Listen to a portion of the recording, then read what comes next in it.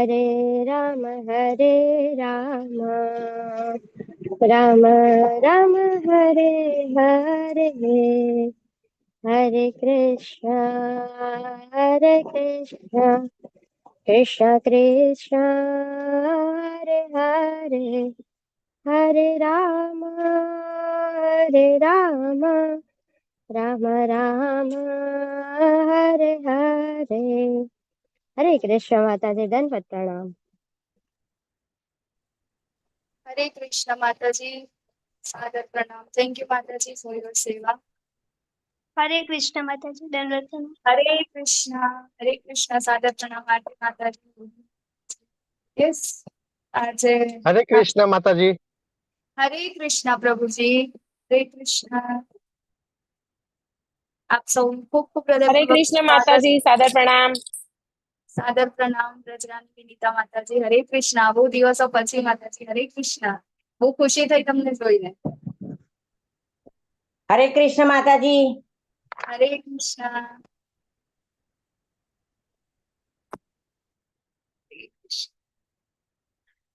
Yes, તો આપ સૌનું શ્રી શ્રી રાધા ગોવિંદા મંદિર ઇસ્કોન બેંગ્લોર તરફથી ખૂબ ખૂબ હૃદયપૂર્વકનું સ્વાગત છે. આજે આપણે સૌ ભેગા મળ્યા છે અધ્યાય 2 ની ચર્ચાઓ કરવા માટે.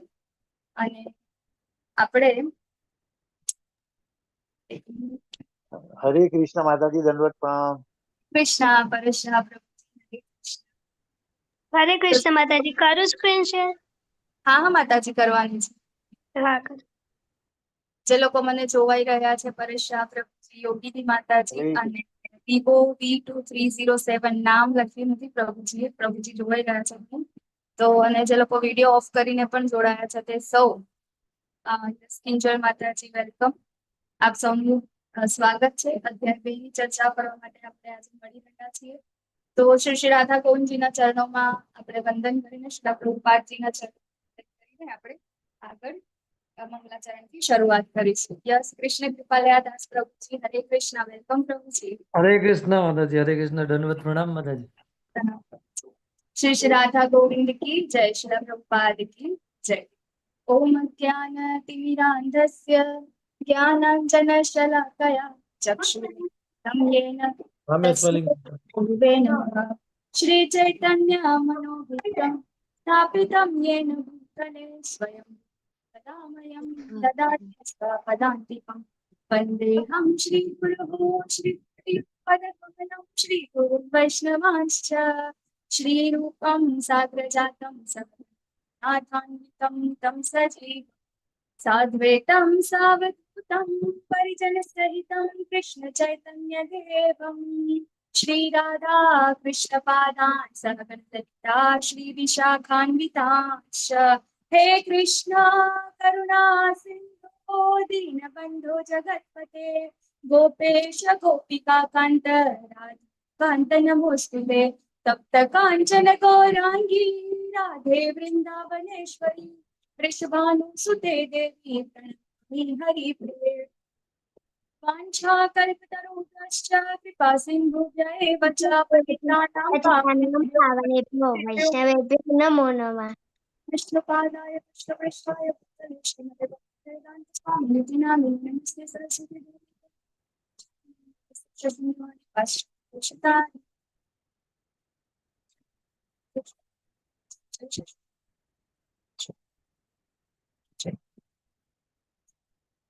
આપ સૌનું ફરીથી ખૂબ ખૂબ હૃદયપૂર્વકનું સ્વાગત છે. નવા ચહેરાઓ દિત્ય માતાજી, હરે કૃષ્ણ.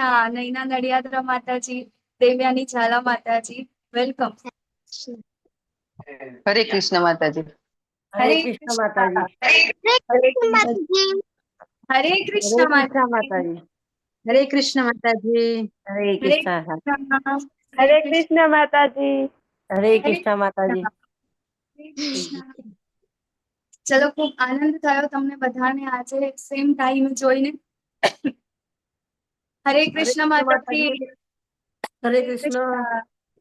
હરે કૃષ્ણ. બધા જ અત્યારે પ્રાઇમ ટાઈમ છે ને, 8 વાગ્યાનો સમય છે, સાંજે ઉનાળાનો સમય છે. આઈસ્ક્રીમ ખાવા માટે, બરફ ખાવા માટે બહાર જવાની ઈચ્છાઓ થતી હોય અને મૂવીઝ જોવા જવા માટે પણ આપણે બધા ભગવાનની વાતો કરવા માટે આવી ગયા છે. ઘણા જ બધા પુણ્ય કર્મ કર્યા હશે, ઘણી બધી સુકૃતિઓ ભેગી થઈ હશે, ત્યારે આજે આપણે આટલા બધા ગુજરાતના અંદર કેટલા બધા લોકો છે ને, એ બધામાંથી આપણે ગણ્યા કાઠિયા લોકો જે છે એ રોજ સાંજે ભગવાનની ચર્ચાઓ કરવા માટે, ભગવાનના નામનું કીર્તન, ભગવાનનું કીર્તન એટલે શું કે ભગવાન કે જેનું આપણે શું કરીએ છીએ, ભગવાનની આપણે શું કહેવાય સાર જે નામ જે છે ભગવાનનું, બરાબર, એમનું આપણે શું કહેવાય ભગવાનની આપણે કોઈ ને કોઈકના વખાણ કરવા ને, તો ભગવાનના વખાણ કરવા ને કીર્તન કરવું, બરાબર. તો કીર્તન કરવા યોગ્ય માત્ર ભગવાન છે, હે ને.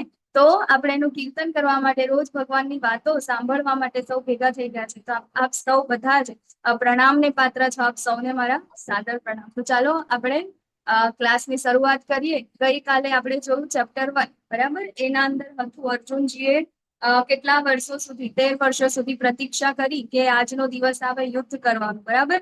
અને યુદ્ધ કરવાનો દિવસ આવ્યો, સામે બધા જ કૌરવો અને પાંડવો બધા ભેગા થઈ ગયા અને શંખ ફૂંકાઈ ગયા. હવે ખાલી વાર હતી તો શું યુદ્ધ ચાલુ કરવાની વાર હતી, ત્યાં તો અર્જુનજી કહે છે કે મને બંને સૈન્યોની વચ્ચે લઈ જાઓ. ત્યાં જાય છે એટલે એક યુ ટર્ન આવે છે. શું આવે છે કે હવે મારે આ યુદ્ધ કરવું નથી, બરાબર ને. વિમાસણમાં મુકાઈ જાય છે કે હવે મારે શું કરવું. છેલ્લા 5 કારણો હતા અર્જુનજીના યુદ્ધ ન કરવા માટેના, બરાબર. કયા કયા 5 કારણો હતા, બોલો. કરુણા, કોઈ આનંદ નથી, માતાજી, પાપનો ભય, કરુણા, કોઈ આનંદ નથી, પાપનો ભય, અનિર્ણાયકતા અને પરંપરાનો નાશ. પરંપરા. હા, નાશ. પરંપરાનો નાશ, પછી બરાબર. તો 5 કારણો મારી વાત કેની સાથે શેર કરી? માતાજી, ક્યાં માતાજી આપ કઈ બોલ્યો છો, સંભળાયું મને નહીં બરાબર. સગાવાલા મરી જશે તો હું મારી વાત હું કેની સાથે શેર કરી? તમારી વાત કોની સાથે શેર કરશો એમ? ક્યારે? આગળનું તમે જે બોલ્યા મને નહીં સંભળાયું, શું બોલો છો? એની ખુશીની જે વાત જોઈ કોની સાથે શેર કરે? અચ્છા, ઓકે. તો કોની સાથે, અર્જુનજી કોની સાથે શેર કરે છે એવું કહેવા માંગો છો? એવું છે માતાજી? ને આનંદ નથી એનું વિસ્તરણ કરે છે માતાજી. ઓકે, હા બરાબર. કામ તો મને ખુશી ના થાય એમ, હું મારી ખુશી કોની સાથે શેર કરું એવું અચ્છા, કહેવાય. હા, ઓકે ઓકે ઓકે. આનંદ નથી એનું ડિસ્ક્રિપ્શન આપે છે. હરી બોલ, થેન્ક યુ માતાજી. ઓકે, હા, સરસ. તો એ 5 કારણો હતા, બરાબર ને. તો એના અંદર અર્જુનજી કહે છે કે હવે મારે યુદ્ધ કરવું નથી. વિચાર તો કરો, હે ને. આટલા ટાઈમથી બધું હતું, ભગવાન શ્રી કૃષ્ણ જાતે ત્યાં આગળ ગયા હતા, હે ને, કે આપણે આ યુદ્ધ કરવું નથી. કૌરવ પાસે ગયા હતા ત્યારે 100 ની અણી જેટલો પણ ભાગ ના, આટલું બધું કર્યું અને છેલ્લે પછી શિષ્ય એવું કહી દે કે હવે આપણે આ કઈ કરવું નથી, થોડો બધું, બરાબર. ત્યારે શું થાય પરિસ્થિતિ, હે ને. આપણા જેવા તો કોઈ હોય, કોઈના ગુરુ કે કોઈના ટીચર, એને તો આપણે શું કહીએ કે તારા માટે આટલું બધું કર્યું, એ વખતે ખબર નથી પડતી. હા, તો અત્યારે તો બધું કમ્પ્લીટ થઈ જાય છે પછી પાછળથી એવું કે છે કે મારે આ નથી કરવું, પહેલાથી કીધું હોય તો, હે ને. તો આપણે તો એવું કરીએ. તો આજે ભગવાન શ્રી કૃષ્ણ જે છે એમના આપણને કઈ રીતે સારા શિક્ષક છે, સારા ગુરુ કેવી રીતે છે, એ પણ આ લક્ષણો આજે આપણને અહીંયા આગળ જાણવા મળશે, બરાબર. તો આજનો જે અધ્યાય છે એ ભગવદ ગીતાનો સેકન્ડ લોંગેસ્ટ ચેપ્ટર છે. 72 ટોટલ એના અંદર શ્લોક છે અને 72 શ્લોકના અંદર ભગવાને જેટલા પણ પ્રશ્નો અર્જુનજીના હતા પહેલા અધ્યાયના અંદર, એક સીન ક્રિએટ થયું હતું, બરાબર ને. તો એ સીન ક્રિએટ થયું હતું અને એના પછી એ બધા પ્રશ્નો જે ઉદ્ભવ્યા, એ પ્રશ્નોના જવાબ એટલે કે આપણી ભગવદ ગીતા. તો આમ જોવા જઈએ તો ગીતાનો આજથી ભગવદ ગીતા જે છે 18 અધ્યાય સુધીના, એ બધી જ વસ્તુ આજે ભગવદ ગીતાના બીજા ચેપ્ટરના અંદર જે છે, બરાબર. તો આપણને પ્રશ્ન થાય તો બીજા બધા ચેપ્ટર શું કરવા આપણે ભણવાના, બરાબર. એ બધા વાંચવાની શું જરૂર છે? ચેપ્ટર 2 ઇમ્પોર્ટન્ટ છે, બધું એના અંદર આવી ગયું. તો બીજા બધા જે ચેપ્ટર છે એ બધું શું છે, ભગવદ ગીતાના આ બીજા ચેપ્ટરનું શું છે, વિસ્તાર સ્વરૂપ છે, બરાબર. જેમ જેમ પ્રશ્ન આવતા ગયા એમ એમ ભગવાને એના જવાબ આવતા ગયા, હે ને. તો અહીંયા આગળ આપણે જોઈએ ગીતાનો સાર બધું કમ્પ્લીટ થઈ જાય છે, ભગવાન અહીંયા આગળ એમને જવાબ આપે છે બધા જ. તો જોઈએ આપણે આજે આગળ અર્જુનજીના યુદ્ધ ન કરવાના 5 કારણો આપણે જોયા ગઈકાલે, બરાબર.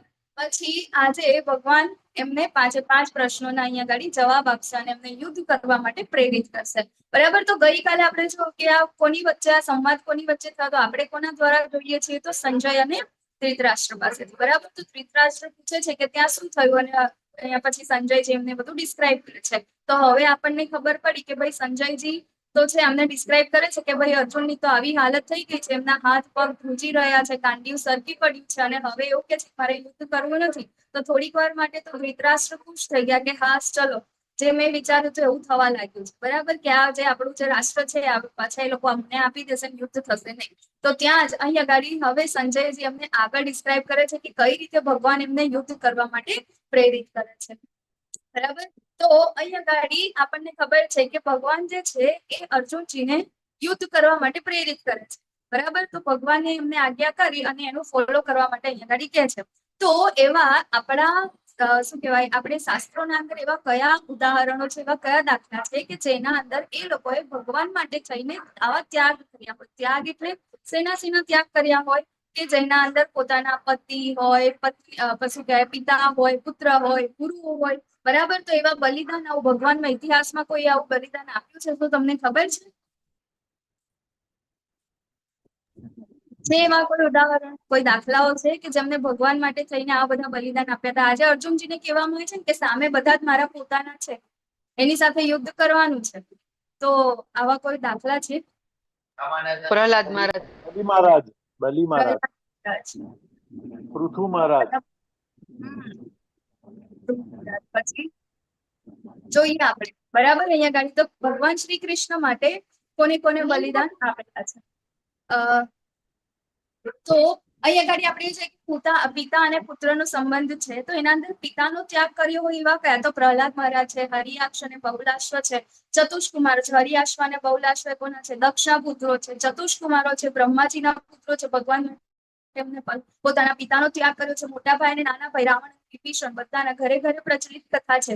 પૂજારી અને યજમાન, યાજ્ઞિક બ્રાહ્મણોની જે પત્ની છે પૂજારી અને યજમાન શુક્રાચાર્ય અને બલિ મહારાજ. બરાબર. તો એના અંદર બલિ મહારાજ જે છે એ શુક્રાચાર્ય જે એમના ગુરુ છે એમનો પણ ત્યાગ કરે છે. ભગવાન વામનદેવ જયારે એમની પાસે 3 ડગલા ભૂમિ માંગવામાં આવે છે ત્યારે. બરાબર. શુક્રાચાર્યને ખબર છે કે આ તો ભગવાન જ આયા છે બ્રાહ્મણના સ્વરૂપમાં, ને 3 ડગલામાં તો બધું જ માંગી લેશે. એટલે પેલા કે છે બલિ મહારાજને કે તું આટલી પરાક્રમથી બધું જીત્યું છે ને, આ 3 લોકો બધું લઈ લેશે 3 ડગલામાં તો. બરાબર. ત્યારે શું કે છે બલિ મહારાજ કે ભલે નહીં. બરાબર. મારા તો પરદાદા છે તો કોણ હતા? પ્રહલાદ મહારાજ. બરાબર ને. તો એ તો એમને ભગવાન માટે આટલું કર્યું તો હું મારા માટે તો શું છે એમ કરી અને એમને શુક્રાચાર્યનો પણ એમને ત્યાગ કર્યો. પછી છે પતિ પત્ની.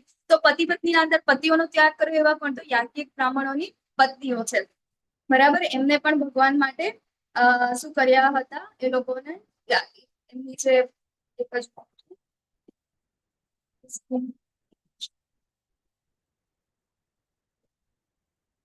એનો ત્યાગ કર્યો હતો. જયારે વૃંદાવનના અંદર ગોપ બાળો સાથે ભગવાન ત્યાં આગળ જાય છે, ભૂખ લાગે છે અને ત્યાં યજ્ઞ ચાલતા હોય છે, અને ત્યાં આગળ જઈને શું કહેવાય હવનના અંદર જયારે બધું નાખવામાં આવે છે ત્યારે ભગવાન કહે છે કે આપણને અહીંયાથી ખાવા મળી જશે, ચાલો જઈએ. તો ત્યાં જાય છે ત્યારે બ્રાહ્મણો શું કહે છે કે આ તો અમારા ભગવાન માટે છે, તમારા માટે નથી. ત્યારે બ્રાહ્મણની પત્નીઓ આવે છે કે બ્રાહ્મણ જેના માટે તમે આટલું બધું કરો છો તમારા ઘરે આવ્યા છે, આંગણે આવ્યા છે, તમે એને ધિક્કારો છો. બરાબર. તો એમ કરીને એમની આજ્ઞાનું પણ એ લોકો ઉલ્લંઘન કરે છે. અને પછી કુટુંબ અને માણસો એ આપણને ખબર છે. બરાબર. તો આપણા પ્રભુપાદ છે, ભરત મહારાજ છે, લક્ષ્મણ જે છે ને, તો એ લોકો એ શું કર્યું હતું? એમને પોતાના કુટુંબનો, વ્યક્તિઓનો પણ એમને ત્યાગ કર્યો હતો.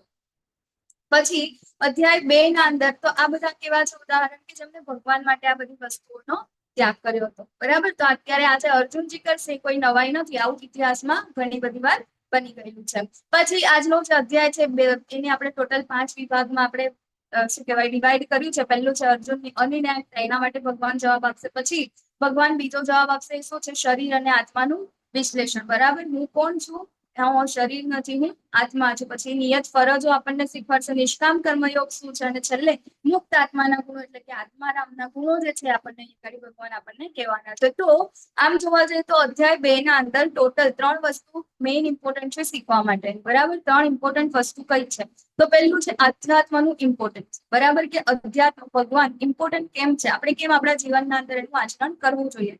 બીજું છે કે હું કોણ છું? હું શરીર નથી, હું આત્મા છો. અને ત્રીજું છે કે જે આ વસ્તુને ફોલો કરે છે, બરાબર, કે ભગવાન અધ્યાત્મનું પાલન કરે છે, અને બીજું હું શરીર નથી આત્મા છું, એના ઉપર આપણે જયારે જઈએ છીએ, આ બંને વસ્તુ જયારે ફોલો કરે છે ત્યારે વ્યક્તિને કેવું કહે છે, મુક્ત આત્મા કહેવાય છે, એટલે કે આત્મારામ કહેવાય છે. તો એના લક્ષણો કેવા છે એ આપણને આજે અધ્યાય 2 ના આ ચેપ્ટર ના અંદર જાણવા મળશે, બરાબર. તો હવે અર્જુન જે છે ગાંડીવ સરકી પડ્યું છે, હાથ પગ ધ્રુજી રહ્યા છે, આંખમાં આંસુ છે, ગળું સુકાઈ ગયું છે, અને મોટા અવાજથી, બરાબર ને, એકદમ દબાયેલા અવાજથી, આમ ખબર ને આપણને ડર લાગે ત્યારે આપણો અવાજ કેવો થઈ જાય, અને એવા અવાજથી આંખોમાં આંસુ સાથે એટલા દુઃખી થઈને અર્જુનજી કહે છે, શું કહે છે, ભગવાનને પ્રાર્થના કરે છે 2 હાથ જોડીને, કાર્પણ્ય દોષો પહતા સ્વભાવ પૃચ્છામિ ત્વામ ધર્મ સમ્મૂઢ ચેતઃ યચ્છેન્યસ્યાનિશ્ચિતં ઉહિત મે શિષ્યાસ્તેહં સાધિમાં ત્વામ પ્રપન્નમ. કે છે અહીંયા ગાડી કે હવે હું સંકુચિતતા યુક્ત દુર્બળતાને કારણે મારું કર્તવ્ય ભૂલી ગયો છું, બરાબર. મનની દુર્બળતા છે, હવે મારે આ હું કર્તવ્ય મારે શું કરવાનું છે એ હું ભૂલી ગયો છું, અને મનની બધી જ સ્વસ્થતા ખોઈ બેઠો છું. આવી સ્થિતિમાં હું આપને પૂછી રહ્યો છું કે મારા માટે જે કલ્યાણકારી હોય તે ચોક્કસપણે કહેવાની કૃપા કરો. હું હવે આપનો શિષ્ય છું, બરાબર, અને એમને ગુરુ તરીકે અહીંયા ગાડી એ સ્વીકાર કરે છે, બરાબર. તો આપણે પણ આપણી પણ જીવનના અંદર આવી પરિસ્થિતિઓ આવે છે ત્યારે આપણે પણ શું કરવું જોઈએ, કોના શરણે જવું જોઈએ, તો ભગવાનના શરણે જવું જોઈએ. તો અર્જુનજી અહીંયા ગાડી આપણને શું શીખવાડે છે, વિચાર તો કરો કે અર્જુનજી છે, બરાબર, મહાન ધનુર્ધારી છે, કેટલા મોટા વ્યક્તિ છે, પશુપતાસ્ત્ર જીત્યું હતું શિવજી પાસેથી, કેટલા મહાન યોગી પાસેથી, કેટલી બધી વિદ્યાઓ છે, કેટલું બધું જ્ઞાન છે એમને, તેમ છતાં અહીં આગળ જયારે વિમાસનમાં મુકાય છે ત્યારે આ બધું કે હું આટલો મોટો છું એવો અહંકાર બાજુ પર મૂકી અને ભગવાનને ત્યાં શું થાય છે, શરણાગત થાય છે, ગુરુને શરણાગત થાય છે, બરાબર. તો શરણાગતિ આપણને શીખવાડે છે કે આપણે અહંકારને બાજુ પર મૂકી અને જેવી આવી કોઈ સિચ્યુએશન આવે છે આપણે એને એક સાઈડ પર મૂકી અને ભગવાનને શરણાગત થવાનું છે, ગુરુને શરણાગત થવાનું છે, પરંપરામાં આવતા ગુરુને શરણાગત થવાનું છે, અને નિરાશ થવાનું નથી, બરાબર. ભલે કોઈ પણ સિચ્યુએશન આવે છે, બરાબર, લાઈફના અંદર સિચ્યુએશન તો આવશે, ઘણા બધા પ્રોબ્લેમ્સ તો આવશે, પરંતુ એ વખતે નિરાશ થવાનું નથી, આપણે ક્યાં જવાનું છે, ગુરુના શરણે જવાનું છે, બરાબર. તો જેમ કે એઝ ફોર એક્ઝામ્પલ કોઈ રનર હોય, બરાબર ને, દોડમાં કોઈ ગયા હોય એને, તો દોડના અંદર જીતવા માટે એને કોની જરૂર પડે, પ્રેક્ટિસની જરૂર પડે ને. તો એ પ્રેક્ટિસ કોણ કરાવે છે, એનો કોચ કરાવે છે. શું એને દોડતા નથી આવડતું, આવડે છે, પરંતુ એનો કોચ એને જેવું કે છે એ પ્રમાણે કરશે તો એનો જે રેન્ક છે એ પહેલો આવશે, બધા જ લોકો નથી જીતી શકતા. એવી જ રીતે સ્વિમિંગ માટે પણ તમારે જીતવું હોય તો એના માટે કોચની જરૂર પડે છે. તો આપણી તો આ લાઈફ છે, બરાબર. તો લાઈફ માટે, આ જીવનને જીવવા માટે, સક્સેસફુલ થવા માટે શું આપણને કોચની જરૂર નહીં પડે? તો એક લાઈફ કોચની આપણને પણ જરૂર છે, બરાબર ને. તો એ લાઈફ કોચ કોણ હોઈ શકે, તો એ છે પરંપરામાં આવતા આપણા કોઈ પણ ગુરુ, બરાબર. ભગવાન શ્રી કૃષ્ણ ની સાથે આપણને જે કોઈ જોડે છે એ પરંપરામાં આવતા જે ગુરુ જે છે એ જ આપણા લાઈફ કોચ છે. જયારે આપણે એમને શરણાગત થઈશું, આપણું બધું એક બાજુ પર મૂકી અને જયારે આપણે લાઈફની આવી કોઈ પણ પ્રોબ્લેમ છે, કોઈ પણ મુશ્કેલીઓ છે, એનો આપણે ત્યાં આગળ સમાધાન માંગવા માટે જઈશું, પ્રશ્ન પૂછીશું, ત્યારે ચોક્કસપણે આપણને આપણા માટે જે સારું જે છે એવું આપણને ત્યાંથી માર્ગદર્શન મળશે, બરાબર. નિરાશ થવાનું નથી. ઓકે. તો એવી જ રીતે કોણ ભગવાનના શરણાગત થયા હતા અને એ લોકોને ભગવાન પ્રાપ્ત થયા હતા. તો એવી જ રીતે આપણને ગજેન્દ્ર મોક્ષની કથા ખબર છે, બરાબર ને. મગર સાવ મરવાના આરે હતા, બધા એને આજુબાજુના બધા જે હાથી, બરાબર, એની પત્નીઓ, બાળકો હાથીના હતા, એ બધા જતા રહ્યા હતા, છેલ્લે કોઈ જ નતું એને બચાવવા આવી શકે એવું કોઈ નતું. ત્યાંથી કમળ ઉઠાવ્યું અને ભગવાનને બૂમ પાડી, બરાબર, આંખોના અંદર અશ્રુ સાથે કમળ ભગવાનને અર્પણ કર્યું, સંપૂર્ણ શરણાગત થઈ ગયા. એ જ વખતે, બરાબર, એક ક્ષણના અંદર, એક ક્ષણથી પણ ઓછી સમયના અંદર ભગવાન એને બચાવવા માટે આવી ગયા. પછી બ્રહ્મ વિમોચનની લીલા જે છે, અને બ્રહ્માજી છે ત્યાં ઉપર બ્રહ્મલોકમાં બેઠા બેઠા એમને એવું થયું કે આ વૃંદાવનમાં જે કૃષ્ણ છે ગોપ બાળો સાથે જે છે એ કઈ રીતે ભગવાન હોઈ શકે, બધાનું એઠું ખાય છે, બધાની સાથે વાતો કરે છે, બરાબર, બીજા લોકો સાથેથી હારી જાય છે, તો આવા તો ભગવાન હોઈ શકે. એમને શું થયું, ડાઉટ થયો ભગવાન ઉપર. એટલે શું કર્યું, બધા જ ગોપ બાળોને પોતાના બ્રહ્મલોકમાં લઈ ગયા. એક દિવસ, એટલે કે આપણે જોઈશું આગળના અધ્યાયોના અંદર, બરાબર. તો એક ક્ષણ માટે ત્યાં આગળ દિવસ માટે રાખે છે, એટલે કે અહીંયાના તો 1 વર્ષ સુધી, તો 1 વર્ષ સુધી ભગવાને બધા જ ગોપ બાળોનું સ્વરૂપ લઈ અને 1 વર્ષ સુધી કાઢ્યું. ત્યારે બ્રહ્માજીને થયું કે ના, મેં તો ભગવાન સાથે પંગો લઈ લીધો છે, બરાબર, મેં તો અહીંયા ગાડી ડાઉટ કર્યો ભગવાન ઉપર. એટલે પછી શું કરે છે, બધું એક બાજુ પર મૂકીને ભગવાનને શરણાગત થાય છે અને પ્રાર્થના કરે છે કે મને માફ કરી દો. પછી છે પ્રહલાદ મહારાજ, બરાબર, કેટલી બધી કષ્ટ આવ્યા હતા એમના લાઈફના અંદર. શું એવી તો કઈ પરિસ્થિતિ હતી કે જે એમને શું કહેવાય આપણે ડરાવી ના શકે. બધી જ વસ્તુ એમના પિતાજી એમની સાથે કરી હતી, તેમ છતાં એને કોને શરણાગત હતા? ભગવાન શ્રી કૃષ્ણને શરણાગત હતા. બરાબર, ભગવાન નારાયણ સિવાય બીજું કોઈ નહીં. ત્યારે પછી આપણે જોઈએ છે કે હનુમાનજી પણ એમની પાસે કેટલી શક્તિઓ તો બધું જ હતું, પરંતુ હંમેશા કોની સેવા કરતા હતા? ભગવાન રામની. એમને હંમેશા ભગવાનના દાસ બનવાની ખૂબ ઈચ્છા, અને હંમેશા એમને દાસ બનવામાં જ એમને શું હતી? ખુશી મળતી હતી, સેવા. બરાબર, તો આપણું પણ આત્મા જે છે, બરાબર, આત્મા અત્યારે આવીશું આપણે, તો એનો એક નિત્ય ધર્મ છે, એ પણ શું છે? સેવા કરવાનો એ ધર્મ છે. તો શરણાગત થવું જોઈએ. તો અહીં આગળ આપણને ભગવાન શ્રી કૃષ્ણ કેવી રીતે સારા શિક્ષક બનવું છે તે રીતે અહીંયા આગળ આપણને શીખવે છે. અને તો અહીંયા હવે ભગવાન શું કરે છે? ભગવદ્ ગીતાનો યુ ટર્ન છે. શું કે ત્યાં આગળ અર્જુનજી બધું જ ત્યાં આગળ મૂકી દીધું, અને છેલ્લે ભગવાન પાસે આવે છે કે હવે મને કઈ ખબર પડતી નથી, તમે મને જવાબ આપો. અહીંયા આગળ એક વસ્તુ ખબર પડી કે શું ભગવાન અહીંયા જવાબ આપે છે ક્યારે? જ્યારે પૂછવામાં. બરાબર, તો ગુરુ પણ આપણને, આપણે કોઈક આપણા ગુરુ હોય એમની પાસે આપણે જઈએ ત્યારે આપણને એમને જવાબ આપતા નથી, જ્યારે આપણે એમને પૂછીએ છીએ ત્યારે આપણને જવાબ આપે છે. બરાબર, તો ભગવાન શ્રી કૃષ્ણ હવે જ બોલવાનું સ્ટાર્ટ કરે છે. હે ને? તો અહીંયા આગળ ભગવાન કહે છે કે હે ભરતવંશી ધૃતરાષ્ટ્ર, તે વખતે આ તો પેલું છે. તો તે બંને સૈન્યોની વચ્ચે ભગવાન કૃષ્ણએ શોકગ્રસ્ત અર્જુનને સ્મિતપૂર્વક આ વચનો કહ્યા. શું કહ્યું? કે પૂર્ણ પુરુષોત્તમ પરમેશ્વર બોલ્યા કે તું વિદ્વતા ભરી વાતો કરે છે, પરંતુ જેનો શોક કરવા જેવો નથી તેના માટે તું શોક કરી રહ્યો છે, અને જે વિદ્વાનો છે તેઓ જીવિત કે મૃત માટે શોક કરતા નથી. તો સૌથી પહેલું આપણે આપણા લાઈફ કોચ એટલે કે આપણા ગુરુ પાસે જ્યારે જઈએ ત્યારે ગુરુનું સૌથી પહેલું કર્તવ્ય શું છે? આપણે શેના માટે ગયા કે મને આ પરિસ્થિતિ અત્યારે આવી ગઈ છે અને હું આ મને નડતર રૂપ થાય છે, આગળ શું કરું ખબર પડતી નથી, હું એટલે કે મારું મને શું કરવું છે ખબર પડતી નથી. તો સૌથી પહેલા ગુરુ છે શું શીખવે છે કે તું કોણ છે? બરાબર, હું કોણ છું? એ વસ્તુ અહીંયા ગાડી આપણને ગુરુ જે છે પહેલા શીખવે છે. તો ભગવાન શું કહે છે અહીંયા ગાડી? એ જ શીખવવા માટે એમને કહે છે કે તું વિદ્વતા ભરી વાતો કરે છે, આમ તો તું બહુ મોટો વિદ્વાન છે, બરાબર, પાપ નથી લાગતો ને આ ને તે બધું તું એ કહી દીધું, પરંતુ જેનો શોક કરવા માટે જ નથી, બરાબર ને, કરવા જેવો જ નથી, એના માટે તું શોક કરે છે. કેમ? કારણ કે જીવિત કે મૃત માટે શોક કરતા નથી. કોણ? કે જે વિદ્વાન હોય. વિદ્વાન કોણ હોય? કે જેને ખબર હોય, બરાબર, કે હું આત્મા છું, હું શરીર નથી. તો અહીંયા ગાડી ભગવાન શ્રી કૃષ્ણ શ્રેષ્ઠ શિક્ષક છે, આપણને જોવા મળે છે. તો કેવી રીતે? તો એ પહેલા સાંભળે છે અને પછી મૌન રહીને સાંભળે છે અને પછી જવાબ આપે છે. બરાબર, શું કરે છે? આટલું બધું અર્જુનજી બોલી ગયા, પરંતુ વચ્ચે કોઈ પણ વખતે ઇન્ટરપ્ટ નથી કરતા. હા ઉભો રહેજો, આનું આવું કરવાનું. આપણે હોઈએ તો એવું જ કરે, પરંતુ ભગવાન એ ગાડી શાંતિથી બધું જ સાંભળે છે. પછી શું થાય છે કે ગીતાનું જ્ઞાન ત્યારે જ આપે છે જ્યારે અર્જુન તૈયાર થાય છે અને શરણાગત થાય છે. બરાબર, જ્યાં સુધી શરણાગતિ સ્વીકારતા નથી, જ્યાં સુધી આપણે માંગતા નથી, ત્યાં સુધી એ આપણને કોઈ પણ જ્ઞાન મળવાનું નથી. કેમ? કારણ કે આપણે શરણાગત ક્યારે થઈશું? જ્યારે આપણે આપણો અહંકાર એક બાજુ મૂકીશું ત્યારે જ આપણે શરણાગત થઈશું. જો આપણે અહંકાર સાથે, ગુરુ સાથે આપણે કોઈ વાર્તાલાપ કરવા જઈશું કે કંઈ પૂછવા જઈશું તો આપણને જે કંઈ પણ ઉપદેશ આપશે ને એ પણ આપણે એને ગ્રહણ નહીં કરી શકીશું, એને ફોલો નહીં કરી શકીશું. એટલા માટે આપણે શરણાગતિનો ભાવ જે છે, શરણાગતિ એટલે શું? બધું જ એક બાજુ, બરાબર, એ જે કહેશે એને ટુ ધ પોઈન્ટ ફોલો કરવું, એને કહેવાય શરણાગતિ. બરાબર, પછી અર્જુનજીને કેવી રીતે જવાબ આપે છે? સ્મિત પૂર્વક, અને અર્જુન ઉપર ગુસ્સો કરતા નથી. પછી તૂટતા, અહીંયા ગાડી ભગવાન શું કે છે કે ભાઈ ગમે તેવી પરિસ્થિતિ આવે, બરાબર, એના અંદર વળી જવાનું છે, પરંતુ નિરાશ થવાનું નથી, તૂટવાનું નથી. એને એ પરિસ્થિતિનો સામનો કેવી રીતે કરવાનો છે અહીંયા ગાડી એ શીખવાડે છે. પછી ટૂંકમાં તરત જ બધા જવાબોના પ્રશ્નોના જવાબ આપે છે અને અર્જુનને પ્રોત્સાહિત કરતા રહે છે, એની પસંદગી આપે છે. આટલું બધું કીધા પછી છેલ્લે શું કે છે કે હવે મેં તો તને આ બધું કહી દીધું, હવે તારી જે ઈચ્છા હોય ને એ પ્રમાણે તું અહીંયા ગાડી કાર્ય કર. હે ને? તો સારા શ્રેષ્ઠ શિક્ષક, શ્રેષ્ઠ ગુરુ જે છે આપણા ભગવાન શ્રી કૃષ્ણ, કઈ રીતે આપણને બનવું એ અહીંયા ગાડી શીખવાડે છે. તો આપણે પણ ભગવાન કૃષ્ણની શરણાગત થવું જોઈએ, બરાબર. એ પણ આપણને આવી જ રીતે જવાબ આપશે, બરાબર. આપણે આ ભગવદ્ ગીતા જે છે એને પણ શરણાગત થવું જોઈએ, પરંપરામાં આવતા ગુરુ જે છે એમને શરણાગત થવું જોઈએ.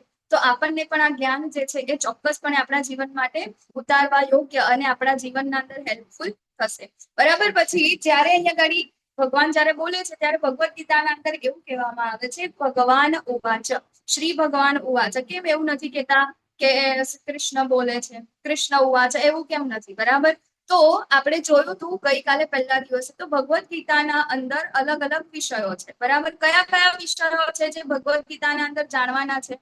5 વિષયો કયા કયા છે? બોલો.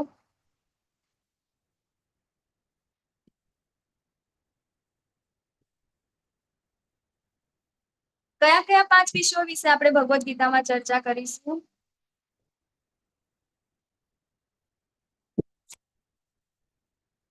કોઈ નહીં.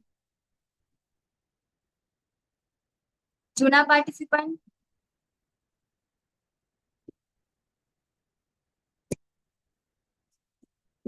ઓકે. તો ગઈકાલે આપણે જોયું ભગવદ ગીતાના 5 વિષયો છે, બરાબર? કયા કયા? જીવ, પ્રકૃતિ, ભગવાન, કાળ. નહીં જોયું આપણે આ? હા, તો એ 5 વિષયોના અંદર હરે કૃષ્ણ કોણ બોલે છે?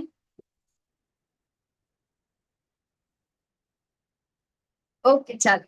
તો એ 5 વિષયોના અંદર ભગવાન પણ એક વિષય છે, બરાબર ને? તો ભગવાન વિશે પણ આપણને અહીંયા ગાડી ભગવદ ગીતામાં એ જાણવા મળે છે, હે ને? તો ભગવાન ઉવાચ, તો કેમ આપણે આ માનવું જોઈએ? ભગવાન કોણ છે? તો ભગવાનની પણ ડેફિનેશન છે.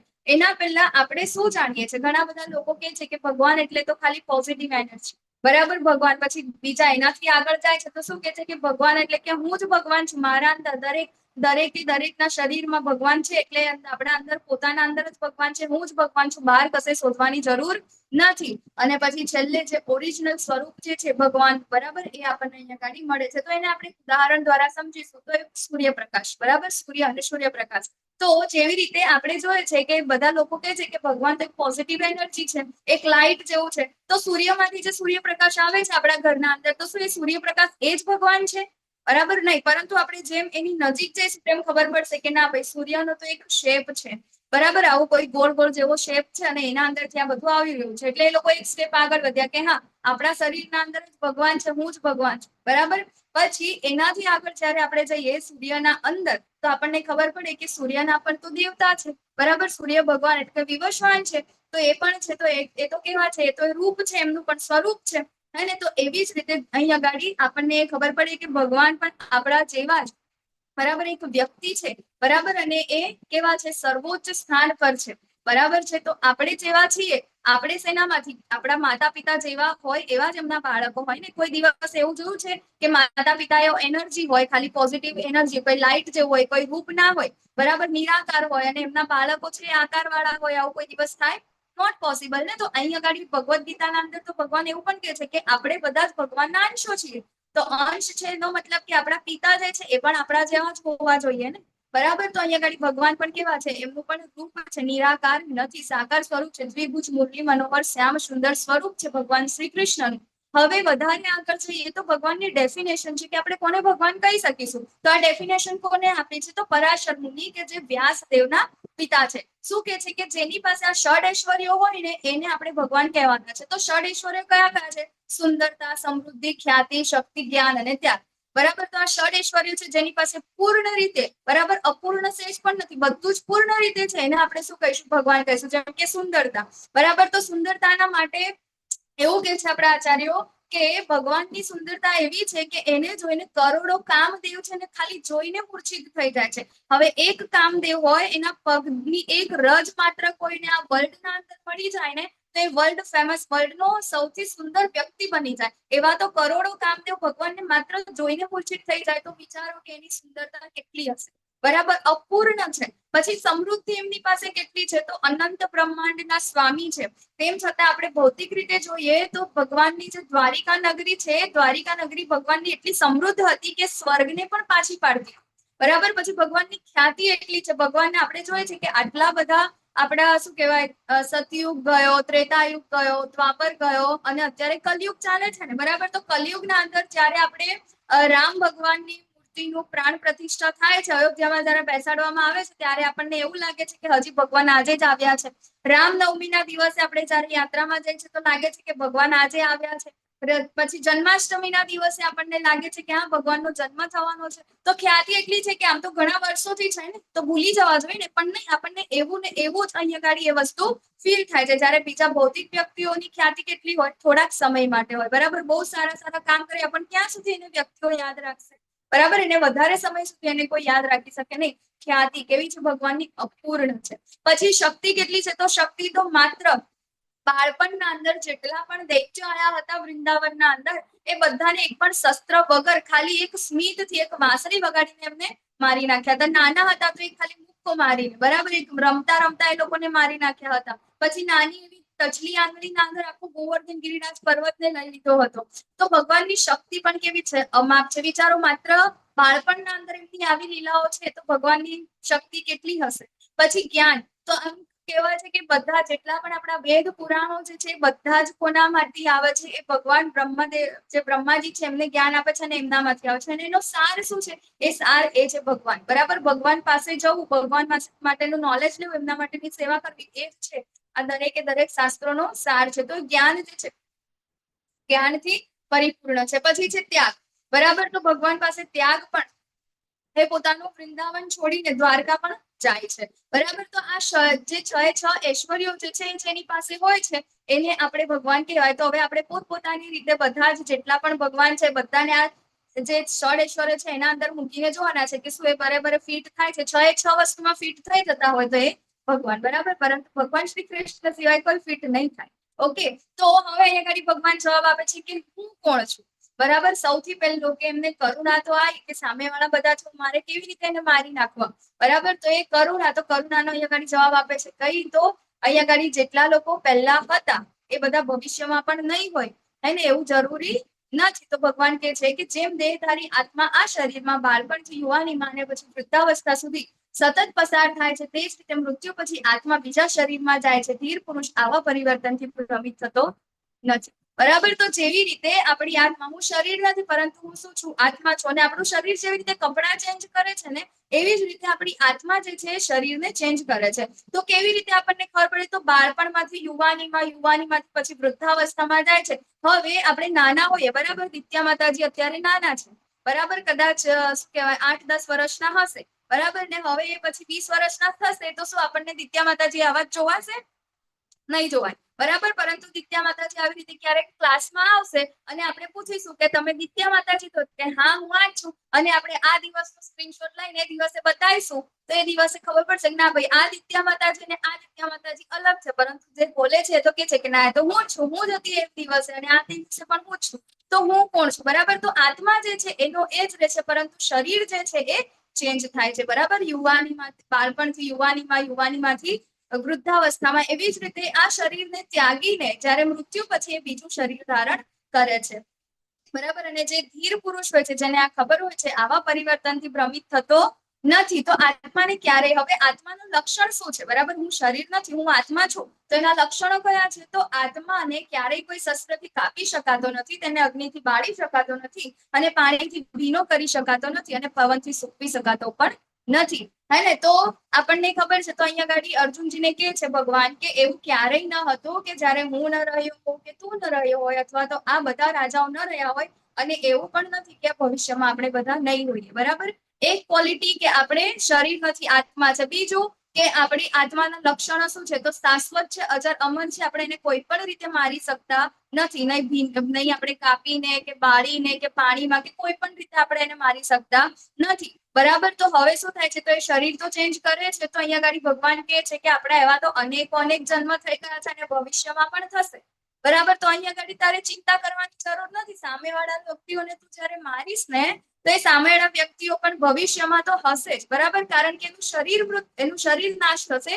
જેનું શરીર નાશ થશે એટલે પછી એની આત્મા જે છે બીજા શરીરને ધારણ કરે છે. એટલા માટે કહે છે કે એવું ક્યારેય ન હતું કે તું ન હતો કે હું ન હતો, અને ભવિષ્યમાં પણ એવું નહીં થાય કે તું ન હોય કે હું નહીં હો. આવું કોણ કહી શકે? કે જેને ખબર હોય. બરાબર ને, તો અહીંયા આગળ ભગવાન જે છે, ભગવાનને જ આ બધી વસ્તુની ખબર હોય, કારણ કે સ્રષ્ટા કોણ છે? એ જ છે. બરાબર, બધા વસ્તુઓની સૃષ્ટિનું સર્જન કોણ કરે છે? એ જ કરે છે. એટલે એમને આ બધી વસ્તુની ખબર છે. તો અહીંયા આગળ એમને એ કરુણાનો જે જવાબ આપે છે કે સામેવાળાને હું કેવી રીતે મારું? આ તો મારા પોતાના છે. તો એ લોકો મરવાના નથી, એ તો માત્ર એમની આત્મા જે છે એ શરીર ચેન્જ કરશે. બરાબર, તો એ આપણને કેવી રીતે કરીએ? એક એક્ઝામ્પલ દ્વારા આપણે જોઈએ તો ચિત્રકેતુ મહારાજની ઘટના. તો ચિત્રકેતુ મહારાજ પાસે ઘણું સારું એવું રાજ્ય છે, ઘણી બધી પત્નીઓ છે, પરંતુ ખાલી એક ખોટ છે. શું છે? પોતાની પાસે પુત્ર નથી. તો હવે પુત્ર માટે તો એ શું કહેવાય, ત્યાં આગળ એમના અંગીરા ઋષિ છે એમની પાસે જાય છે અને કહે છે કે મારી પાસે પુત્ર નથી. તો અંગીરા ઋષિ એમને કહે છે કે ભાઈ શું કહેવાય, તારે જે વસ્તુની કામના કરી રહ્યો છે ને, પરંતુ એ જ વસ્તુ તારા દુઃખનું પણ કારણ બનશે. બરાબર, કારણ કે તારા નસીબમાં જ નથી, ને નસીબમાં ના હોય એની આપણે ઈચ્છા રાખીએ તો એ દુઃખનું કારણ બને છે. ત્યારે ચિત્રકેતુ મહારાજ કહે છે કે કઈ નહીં, કે લોકોના મેણા ટોણા સાંભળવા એના કરતા તો સારું કે મને કોઈ પણ રીતે પુત્રની પ્રાપ્તિ થાય. બરાબર, તો પછી અહીંયા આગળ અંગિરા ઋષિ એમના યોગ પરથી એમને શું કહેવાય પુત્ર પ્રાપ્તિ માટેનું એ કરે છે અને એમને પુત્ર પ્રાપ્તિ થાય છે અને એનું નામ હોય છે હર્ષ શોક. બરાબર, તો હર્ષ પણ થશે અને એની પાછળ એના માટે તેને શોક પણ લાગશે. એનું નામ હતું હર્ષ શોક. તો પછી જયારે આ બાળક બીજી બધી રાણીઓ હતી, હવે જે રાણી પાસેથી આ પુત્રની પ્રાપ્તિ થઈ તે રાણી પણ એમને વાલી થઈ ગઈ અને આખો દિવસ જે રાજાનો હતો એ બાળકની પાછળ જ જતો.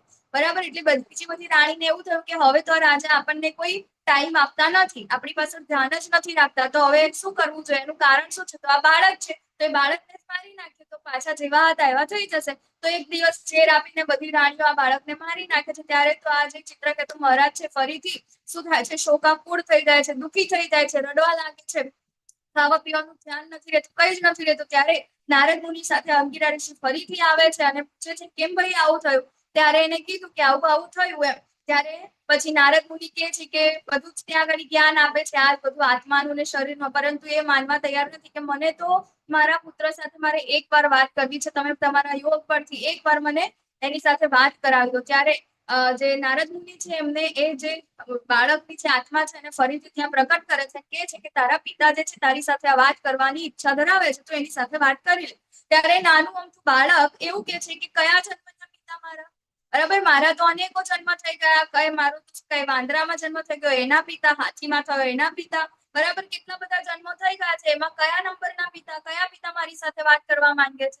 તો આ બધી જે વાર્તાલાપ છે એ સાંભળે છે ચિત્રકેતુ મહારાજ. ત્યારે એને ભાન થાય છે અને પછી જે આ બાળક જે છે, આ બાળકની આત્મા જે છે એને આ વસ્તુનું એમને નોલેજ આપે છે અને ત્યારે એ થોડા ઠીક થાય છે. બરાબર, તો એવી જ રીતે આપણા પણ ઘણા બધા અનેક જન્મ થઈ ચુક્યા છે અને આગળ પણ આવું જ થશે. બરાબર, તો અહીં આગળ આત્મા કેવું છે, માત્ર શરીરને જેવી રીતે આપણે કપડાં ચેન્જ કરીએ છીએ એવી રીતે શરીર નવા એ ધારણ કરે છે. પછી અહીંયા ગાડી અર્જુનજીનો બીજો પ્રશ્ન હતો કે મને કોઈ આનંદ નથી, બરાબર, પોતાના તો એ થઈ જવાના છે, તો મારે કઈ રીતે એ લોકોની સાથે, મારે કોની સાથે આ સુખ કોની સાથે શેર કરું, જેવી રીતે વિદ્યા માતાજી આપણને કીધું. તો અહીંયા આગળ ભગવાન કે છે કે હે કુંતી પુત્ર, જો તું યુદ્ધમાં હણાઈ જઈશ તો સ્વર્ગની પ્રાપ્તિ કરીશ, અથવા જો તું જીતી જઈશ તો પૃથ્વીના સામ્રાજ્યનું સુખ ભોગવીશ. તારા તો બંને હાથમાં લટ્ટુ છે, એક બાજુ જો તું હારી જઈશ તો પણ શું થશે, સ્વર્ગની પ્રાપ્તિ કરીશ. બરાબર, કુરુક્ષેત્રની યુદ્ધ ભૂમિ ઉપર થાય છે. અને બીજું તું જીતી જઈશ તો આ પૃથ્વીનું રાજ્ય જે છે એ તો તને મળવાનું જ છે, તો પછી આના અંદર તને શું કહેવાય, ડાઉટ શું છે, શું તને આના અંદર શું આનંદ નથી. બરાબર, પરંતુ સૌથી મોટો તારો ભય જે છે ને એ શું હશે, તો કે છે કે મને દુઃખ થશે. બરાબર, આનંદ નહીં થાય, પરંતુ સૌથી મોટું દુઃખ તો એ થશે કે જો તું આ યુદ્ધ છોડીને જતો રહીશ ને તો અત્યારે લોકો તને સૌથી મોટો ધનુર્ધર તરીકે ઓળખે છે. બરાબર, સૌથી મોટો જ્ઞાની છે, એવું કેટલા બધા યુદ્ધ તું એમને એકલા હાથે લડ્યા છે, લોકો તારાથી કેટલી બધી તારી પ્રશંસાઓ કરે છે, પરંતુ જો તું આજે જોઈને આ વસ્તુને ભાગી જઈશ તો લોકો શું કહેશે કે આ તો જો કેવો હતો અર્જુન, બરાબર, ખાલી નામનો જ ધનુર્ધારી હતો. બરાબર, તો એ તું શું કહેવાય, નામનો ધનુર્ધારી હતો એમ કરીને તો છોડીને જતો રહ્યો. બરાબર, તો એવી જ રીતે અહીંયા આગળ કે છે કે તારા સામર્થ્યને શું કરશે, એ લોકો ધિક્કારશે, હસી ઉડાવશે. બરાબર ને, તો તું તો એક ક્ષત્રિય છે, તો તારા માટે તો આ કરવું ઇમ્પોર્ટન્ટ છે. બરાબર, તો આનાથી વધારે ક્ષત્રિય માટે આનાથી વધારે દુઃખદાયી બીજું શું હોય કે કોઈ એના સામર્થ્યને ધિક્કારે કે તું તો આ કરવા યોગ્ય જ નથી. બરાબર, તું તો કરી જ ના શક્યો, આપ જોઈને ભાગી ગયો. બરાબર, તો અહીંયા આગળ કે છે કે આના માટે તારે એવું કોઈ ઓપ્શન જ નથી કે કોઈ આનંદ નથી.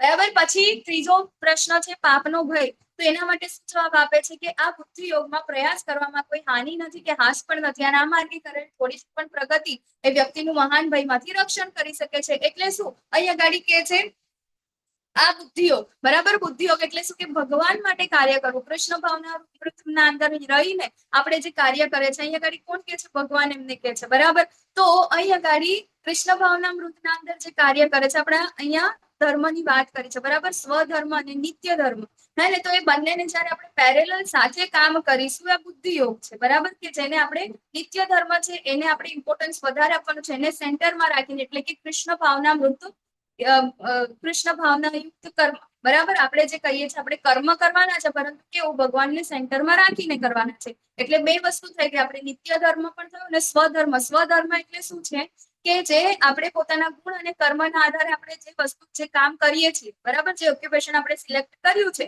એ છે આપણું સ્વધર્મ. અને નિત્ય ધર્મ શું છે કે આપણા આત્માનું કામ શું છે, તો એ સેવા કરવાનું. બરાબર, સેવા કોની કરવાનું, ભગવાનની સેવા કરવાનું. તો આ બંનેને પેરેલલ જયારે આપણે ચલાવીએ છીએ શું છે બુદ્ધિ યોગ, એને કહેવાય છે કૃષ્ણ ભાવના યુક્ત કર્મ, ભગવાનને સેન્ટરમાં રાખીને દરેક કાર્ય કરવું. બરાબર, તો આ કાર્ય જ્યારે કરીશું ત્યારે શું થશે કે આનું થોડું કંઈ પણ કાર્ય કરેલું હશે ને, ભલે પછી એ કાર્ય કરીને આપણી હાર પણ થશે ને, એને હારી પણ જઈશું ને, તો પણ એનું ફળ જે છે ને એ આગળ આપણને પ્લસમાં થશે. પરંતુ જો આપણે ભગવાનને સાઈડમાં રાખીને જે કંઈ પણ કામ કરીશું તો એ શું થશે, માત્ર શું કહેવાય શરીર માટે કાર્ય કર્યું છે, બરાબર, ભૌતિક પ્રકૃતિ એના માટે આપણે કાર્ય કર્યું છે, તો એ તો શું થઈ જશે, ભલે તમે અહીંયા ગાડી ગમે તેટલું પ્લસ પ્લસ પ્લસ પ્લસ કરશો, છેલ્લે 0 થઈ જશે. જેમ કે અત્યારે આપણો આ જન્મ છે, બરાબર, આ જન્મની અંદર સૌથી મોટો શું કહેવાય કાર્ડિયોલોજીસ્ટ હોય કે બહુ ધનવાન વ્યક્તિ હોય અને જ્યારે મૃત્યુ પામે છે તો નેક્સ્ટ બર્થના અંદર શું એ જ નામ સાથે અને એ જ રૂપિયા સાથે જન્મે છે? નહીં, બરાબર, એ બધું શું થઈ જશે, 0 થઈ જશે. પરંતુ એને નાની અમથી વસ્તુ પણ ભગવાનના માટે કરી હશે,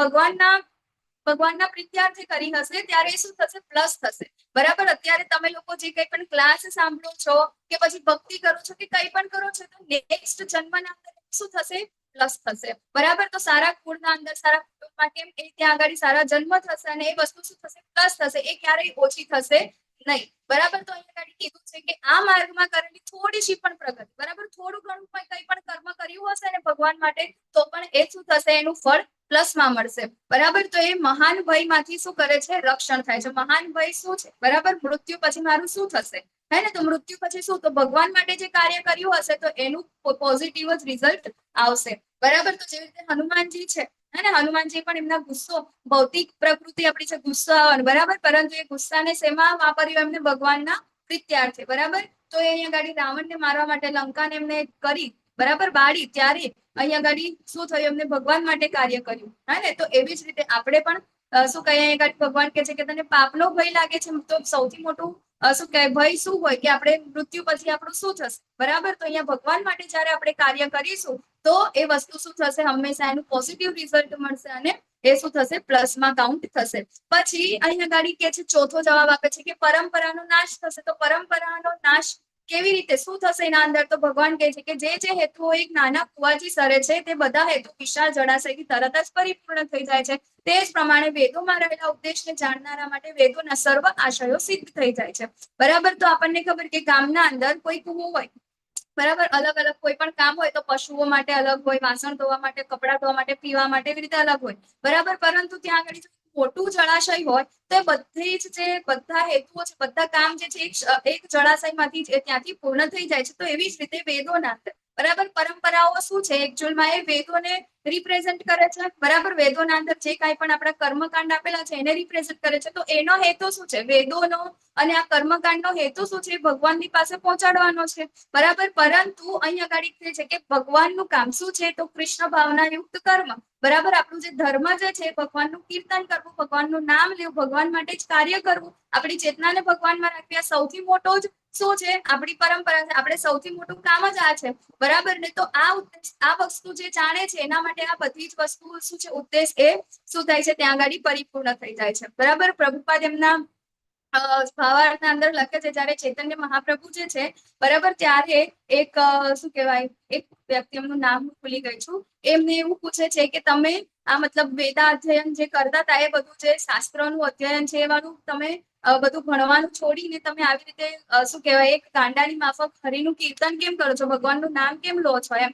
ત્યારે એવું કે છે કે મારા ગુરુ છે ને, એમને મને આવી જ રીતે ગાંડો ગણી અને ત્યાંથી મને કાઢી મૂક્યો અને એવું કીધું કે જા તું ભગવાનનું નામ લયા કરે, અને ભગવાન એવી જ રીતે કરતા હતા. બરાબર, તો આપણને ખબર છે ચૈતન્ય મહાપ્રભુ આગળ આવશે, અને તો ચૈતન્ય મહાપ્રભુ શું છે, તો આપણા જીવન કલયુગના અંદર માત્ર ને માત્ર એક જ કામ છે, એક જ પરંપરા આપણી હોવી જોઈએ, એક ને એક જ આપણી આ વસ્તુ શું હોવી જોઈએ, તો એ ભગવાનના નામનું કીર્તન, ભગવાનનું ગુણગાન. બરાબર, એ જ વસ્તુ આપણા માટે હોવી જોઈએ. તો અહીંયા આગળ કહે છે કે વેદોનો આશય શું છે, વેદોનો આશય છે ભગવાનનું કીર્તન કરવું, ભગવાનનું નામ લેવું. બરાબર ને, તો એ જ વસ્તુ જે છે એ પરંપરાનો નાશ કેવી રીતે થશે. બરાબર ને, તો અહીંયા આગળ આપણને એવું ત્યાં શીખવાડે છે. તો ભગવાન કહે છે કે અનિર્ણાયકતા માટેનો જવાબ આપે છે, શું કે હે ગુરુનંદન, જે મનુષ્ય આ માર્ગ પર છે તેઓ ઉદ્દેશમાં દ્રઢ સંકલ્પ વાળા હોય છે અને તેમનું ધ્યેય પણ એક જ હોય છે. જેઓ દ્રઢ નિશ્ચય નથી, તેમની બુદ્ધિ અનેક શાખાઓમાં વિભક્ત થયેલી છે. બરાબર, તો દ્રઢ નિશ્ચય કોણ હોય કે જે કૃષ્ણ ભાવના યુક્ત કર્મ કરે છે, એને ખબર છે કે મારું ઓરિજિનલ કામ શું છે. બરાબર, ભૌતિક કામ આપણને ખબર હોય કે ઘણા બધા વ્યક્તિઓ જે છે એક ભક્ત છે, બરાબર, અને એ પણ શું કહે કોઈ ઓફિસમાં કામ કરે છે અને બીજો અભક્ત છે પણ ઓફિસમાં કાર્ય કરે છે, બંનેને સેમ સેલરી મળે છે, બંનેનું સેમ કામ છે, પરંતુ ભક્ત જે છે એ કોના માટે એનો જે ધ્યેય છે એ ચેન્જ છે, બરાબર. એ કામ કરે છે સેમ પેલા જ વ્યક્તિ છે, પરંતુ એનો ધ્યેય કેવો છે એનો અલગ છે, ભગવાન માટે થઈને કાર્ય કરે છે. અને પેલો જે છે ભૌતિક પ્રકૃતિ એમને શું કહેવાય છે બીજી બધી એની ઇન્દ્રિય તૃપ્તિ માટે જે કાર્ય કરે છે, બરાબર. તો આવી જ રીતે અહીંયા ગાડી આપણો ધ્યેય શું છે એક જ હોવો જોઈએ, બરાબર. તો ધ્યેય પણ જે શું કહેવાય અધ્યાત્મમાં છે, જે ભગવાનની સેવા કરવાનો જે છે આપણો આત્માનું લક્ષણ છે. હું કોણ છું? આત્મા છું. અને આત્માનું લક્ષણ શું છે, આત્માનું કામ શું છે? તો એ છે ભગવાનની સેવા કરવા, નિત્ય ધર્મ, બરાબર. તો એ લોકો શું છે, એ લોકો દ્રઢ નિશ્ચયી હોય છે અને તેમની જે બુદ્ધિ જે છે એ કેવી હોય છે, અનેક શાખાઓના અંદર વિભક્ત થયેલી હોતી નથી. એનું માત્ર એક જ ધ્યેય છે, મારે જે કંઈ પણ કરવું છે કોના માટે કરવું છે? ભગવાન માટે કરવું છે. કઈ પણ વસ્તુ તમે કોઈ પણ ટાસ્ક આપી લો કોના માટે? એના માટે કરો. તો આવા વ્યક્તિઓ જે છે એને શું કહેવાય, બરાબર. તો એ આપણે જોઈશું અહીંયા આગળ ભગવાન નિષ્કામ કર્મ પણ કહે છે, બરાબર. તો આપણું નિષ્કામ કર્મ શું છે? તો તને તારું નિયત કર્તવ્ય કર્મ કરવાનો અધિકાર છે, પરંતુ તને કર્મના ફળો ઉપર અધિકાર નથી. તું પોતાની જાતને કદાપી પોતાના કર્મના ફળોનું કારણ માનીશ નહીં અને સ્વકર્મ ન કરવામાં પણ કદી આસક્ત થઈશ નહીં, બરાબર. તો અહીંયા આગળ બે છે વસ્તુ, આપણું નિત્ય ધર્મ અને સ્વધર્મ. એટલે કે આપણું સ્વધર્મ આપણે ભૌતિક પ્રકૃતિ દ્વારા આપણને જે મળ્યું છે તો કરવાનું જ છે, એના સિવાય આપણે એક ક્ષણ પણ રહી શકતા નથી, બરાબર. અને એની સાથે સાથે આપણું નિત્ય ધર્મ એટલે કે ભગવાનની આપણે સેવા પણ એ કરવાનું છે. આ બંને વસ્તુ જયારે આપણે પેરેલલ કરીશું, બરાબર, ત્યારે આપણને શું થશે? આપણે શું કરીએ છીએ કે અહીંયા આગળ ઘણા બધા લોકો આ વાળો શ્લોક જે છે ને એવું કહે છે કે આપણે તો માત્ર આપણું કર્મ કરવાનું છે, બરાબર, એનું ફળ તો આવશે, હે ને? ફળની ચિંતા આપણે કરવાની નથી, માત્ર કર્મ કરવાનું છે. એટલે કર્મણ્ય વાધિકાર હસ્તે મા ફલેષુ કદાચન. ઘણા બધા લોકો પોતાની ટેગ લાઈન પણ આવી રીતે રાખતા હોય, બરાબર. એ રીતે ખોટી વસ્તુમાં પણ યુઝ કરે છે કે આપણે તો રાત્રે ગમે તેટલા વાગે ઊંઘવાનું છે, ગમે તેટલા વાગે ઉઠવાનું છે, આપણે શું માત્ર કર્મ કરવાનું છે, ફળની ચિંતા શું કરવા કરવી છે, બરાબર. બીજા દિવસે શું થશે, આ થશે, એની ચિંતા કરવા એવું નથી. અહીંયા ગાડી ભગવાન કહે છે કે તારું કામ માત્ર ને માત્ર કર્મ કરવાનું છે, બરાબર. અહીંયા ગાડી ફળની ચિંતા એવું નથી. ફળ કોણ આપે છે? ભગવાન આપે છે. તો ફળના ઉપર આશા આપણે રાખવાની નથી, હે ને? તો અહીંયા ગાડી જેમ કે કોઈ શું કહેવાય, કોઈ સ્પોર્ટ્સ ના અંદર, કોઈ રેસ ના અંદર કેવી રીતે, બરાબર, ઘણા બધા લોકો ભાગ લે છે, પરંતુ એના અંદરથી કોણ જીતે છે? માત્ર 1, 2, 3 3 જ મેડલ મળે છે, બરાબર. બધા જ લોકો એને જીતી શકતા નથી.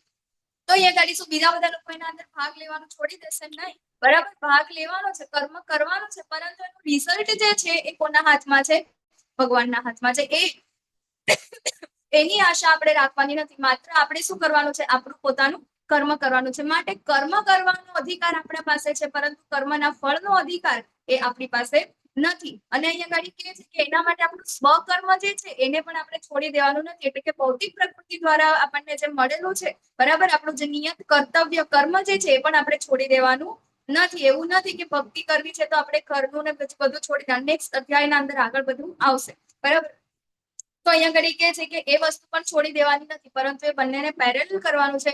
કર્મના ફળ પ્રત્યે આસક્ત નથી થવાનું, પરંતુ કર્મ કરવાનું છે. અને જે વ્યક્તિ આવું કરે છે, બરાબર, એને શું કહેવાય છે? તો એ વ્યક્તિ કેવા છે? આત્મારામ છે, બરાબર, મુક્ત આત્મા છે. અને મુક્ત આત્માના લક્ષણો શું છે?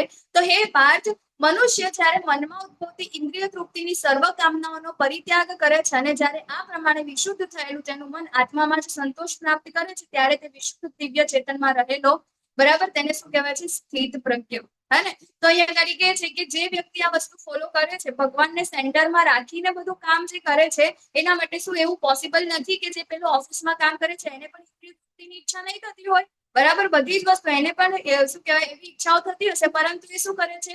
જેવી રીતે અહીંયા આગળ એક ઉદાહરણ આપે છે, એક ટોર્ટોઇઝ, બરાબર, કાચબાનું એક ઉદાહરણ આપે છે. તો જેવી રીતે આપણને ખબર છે કાચબાને કોઈ પ્રોબ્લેમ આવે ને એટલે શું કરે? એના બધા હાથ પગ સંકોચાય ને એનું જે કડક જે શેલ હોય ને એના અંદર લઈ લે, બરાબર. તો એવી જ રીતે જે ભક્ત જે છે, જે ભક્તિ કરે છે, બરાબર, સેવા ભગવાનની કરે છે, તો એ બધું જે ભૌતિક ઇન્દ્રિયો જે છે એને સતાવે છે, પરંતુ એ વખતે શું કરે છે? એ પોતાના જે હાથ પગ છે અંદર લઈ જાય, છુપાઈ દે છે, બરાબર. અને જ્યારે પણ ભગવાનની સેવા કરવાનું હોય ત્યારે ફૂલ ફ્લેજેડ, બરાબર, એ ત્યાં આગળ શું કરે છે? બધી જ રીતે ત્યાં આગળ સેવા કરે છે. તો આપણે પણ જે આ જે મુક્ત આત્મા છે, બરાબર, એ શું કરે છે? આત્મામાં જ સંતોષ પામે છે, ક્યારેય પણ વિચલિત થતો નથી, બરાબર.